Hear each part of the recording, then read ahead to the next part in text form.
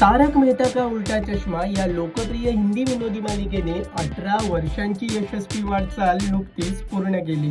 त्यानिमित्ताने झालेल्या खास सेलिब्रेशनमध्ये कोकोधाम सोसायटीचे एकमेव सेक्रेटरी म्हणजेच आत्माराम तुकाराम भिडे ही भूमिका साकारणारे प्रसिद्ध अभिनेते मंदार चांदवडकर यांनी त्यांच्या कास्टिंगचा भन्नाट किस्सा सांगितला.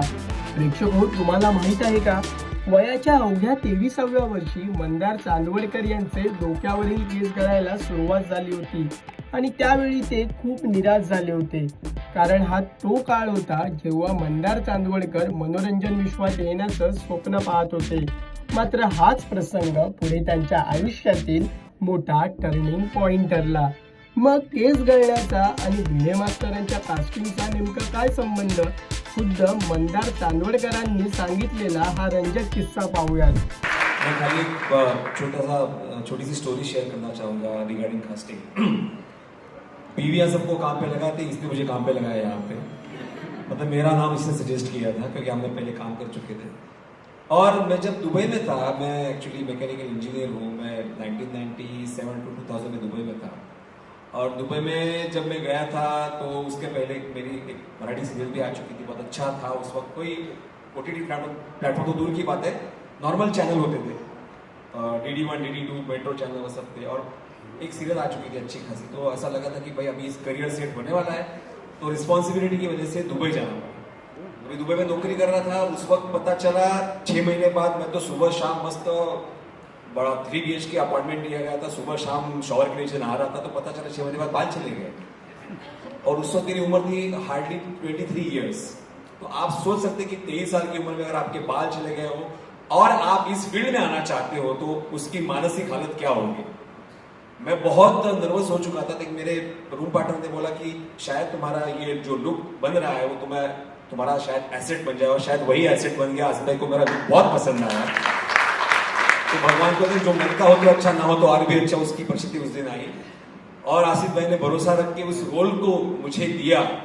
और उस पता नहीं वो ऑडिशन के वक्त मुझे जो डायलॉग दिया गया था कि मैं आत्माराम तुकाराम भिडे गोकुलधाम सोसाइटी का, पता नहीं क्यों मैंने ऐसा आत्माराम तुकाराम भिडे गोकुलधाम सोसाइटी का एक सेक्रेटरी, वो एक स्टाइल बन गया. और वो अभी भी लोग उसको सराहते हैं, उसको अच्छा लगता है. तो thank you very much Asif भाई. 18 साल हो गए, अभी तो सफर शुरू हुआ है, अभी मंजिल बहुत दूर है. Thank you sir, thank you.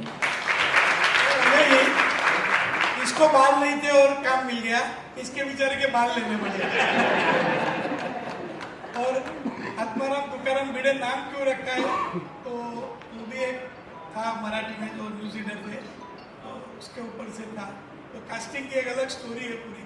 दरम्यान भिडे मास्तरांची भूमिका नेमकी कशी मिळाली, ऑडिशनचा अनुभव कसा होता, याबाबत स्वतः मंदार चांदवडकर यांनी लोकमत फिल्मीच्या नो फिल्टर कार्यक्रमात सविस्तररित्या सांगितलं होतं. त्याची गंमत अशी आहे की 2008 सालीच मी मे महिन्यामध्ये उज्जैनला होतो, महाकालच्या दर्शनासाठी गेलेलो.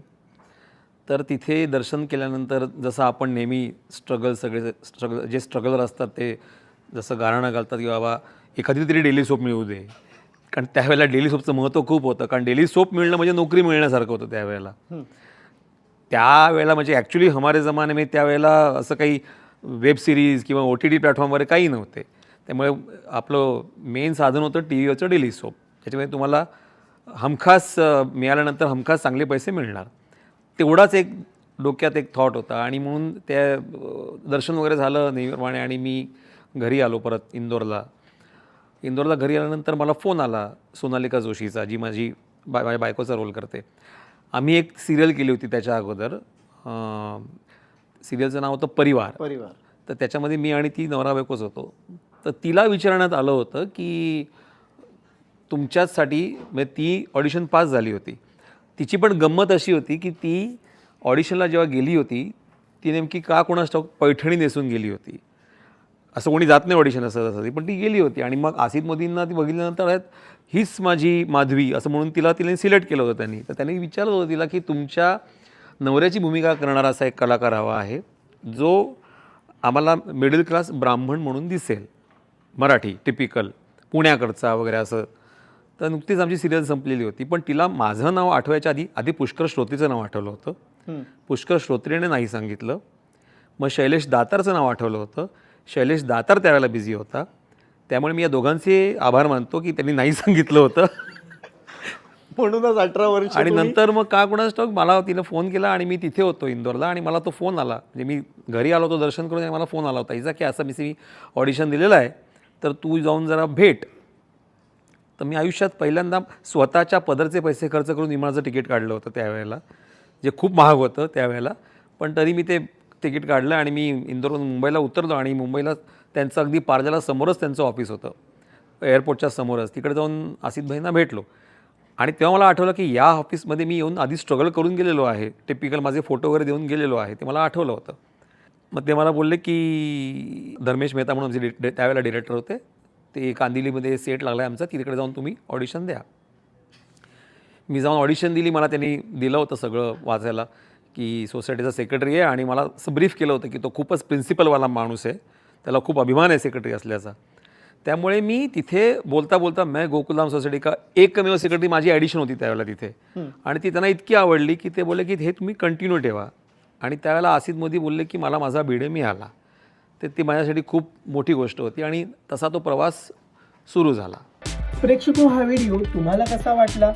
तारक मेहता का उलटा चष्मा या मालिकेतील भिडे मास्तर यांचा सहभाग असलेला तुमचा आवडता प्रसंग कोणता हे आम्हाला कमेंट करून नक्की कळवा. आणि मनोरंजन क्षेत्रातील महत्त्वाच्या घडामोडी जाणून घेण्यासाठी लोकमत फिल्मीला सबस्क्राईब करायला विसरू नका.